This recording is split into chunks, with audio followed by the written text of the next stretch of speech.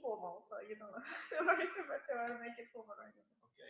Hi!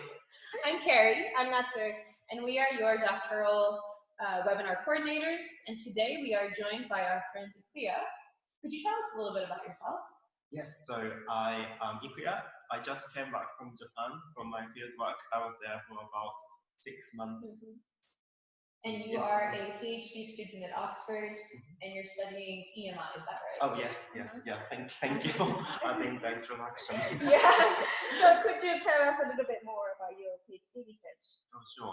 So title of my research is Effects of Japanese University Students' Content Learning, an EMI program. So it's very difficult for Japanese university students to study academic subjects in the language that they also study as their second language. So an EMI is obviously said to be killing two birds with one stone. It's a really ideal learning approach.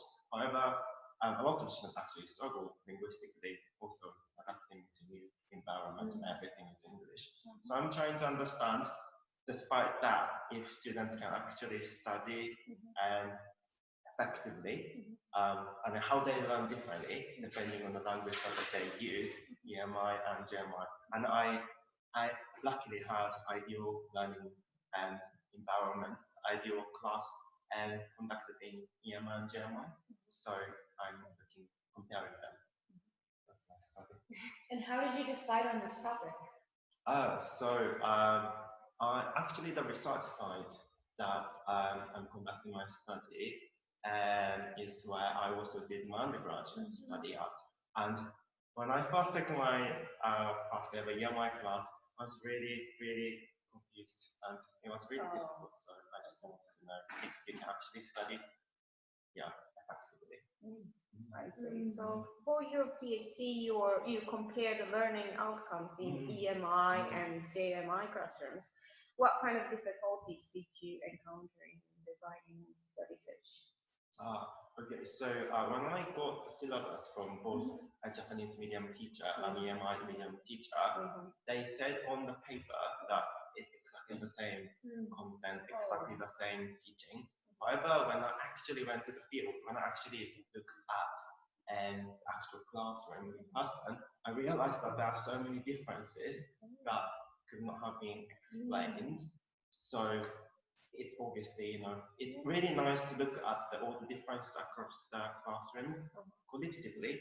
However, quantitatively, they are the confounding variables that will affect the results. So that was difficult. What were some of the differences that you noticed between the English medium and the Japanese medium classes? So maybe some of the really big noticeable differences include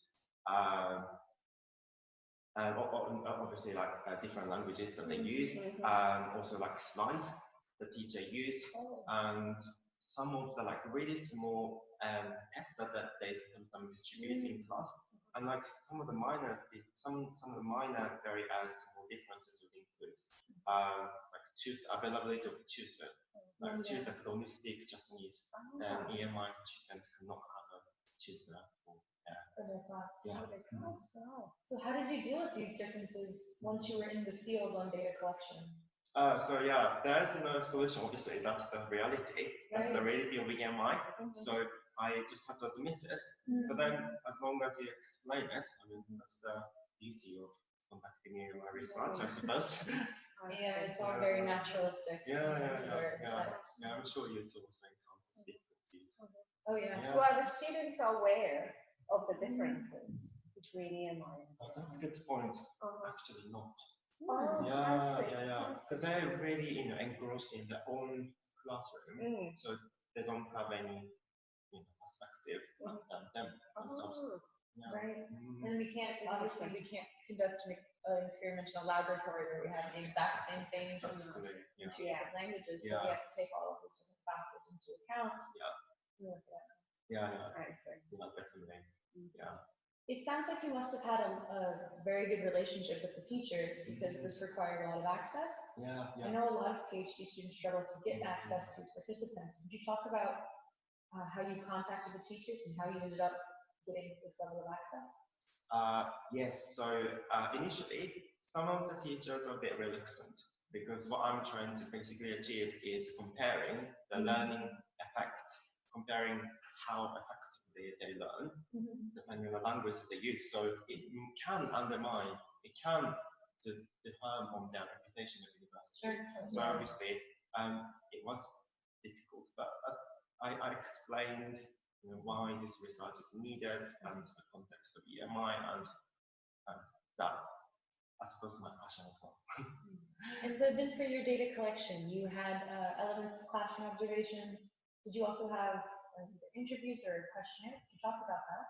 Yes, so I conducted interviews asking students for their challenges that they face linguistically and also content learning related challenges.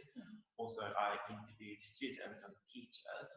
And I also had a classroom observations. I went to every single class. It was EMI and Japanese medium class. And I also had, as obviously, the content outcome at the beginning and end, of course, from JMI and EMI. So I have heaps of data to analyze. Yeah. Which one was the most difficult to conduct? The content, yeah, test was really difficult.